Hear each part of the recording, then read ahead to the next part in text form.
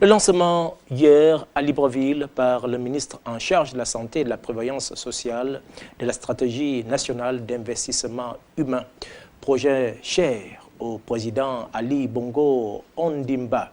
Lors de cette cérémonie, le ministre a rappelé l'urgence de la mise en œuvre du pacte social ainsi que nous le font dire Basile Biorou Mikala et Michel John Boudéa. La cérémonie de lancement officiel des activités du Comité technique national de la stratégie d'investissement humain du Gabon, présidée par le ministre des tutelles, a commencé par la projection du discours du président de la République sur le pacte social, dont l'objectif était de rappeler l'implication de tous les Gabonais pour sa mise en œuvre. Bras séculier et organe permanent du Comité technique de pilotage, présidé par le Premier ministre, chef du gouvernement, le Comité technique national a pour mission principale de suivre au quotidien et sur toute l'étendue du territoire national la mise en œuvre de la stratégie.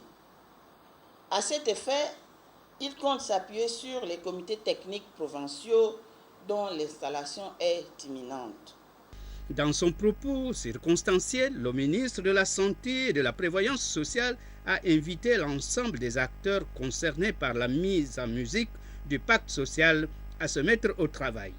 La réalisation de ce projet, cher au chef de l'État, ne devrait souffrir d'aucune négligence, ni de laxisme. Sortez de vos bureaux pour aller vers ceux qui ont le plus besoin de vous, le plus besoin de nous. Fini l'immobilisme. Les Gabonais veulent voir l'action. Marquez positivement l'histoire et la postérité vous le reconnaîtra. Démontrons à nos compatriotes que la pauvreté n'est pas une fatalité et qu'elle peut être réduite avec peu d'efforts conjugués, avec un peu d'efforts conjugués. Et comme nous l'exhorte le président de la République, nous devons nous battre pour tous les marginalisés de notre pays qui pourraient être tentés de croire que rien n'existe pour les soutenir au quotidien. Il ne reste plus qu'à agir parce que l'urgence sociale n'attend pas. Il a exhorté les différents acteurs à l'effort pour le plus grand profit des Gabonais les plus vulnérables, dixit le ministre de la Santé et de la Prévoyance sociale.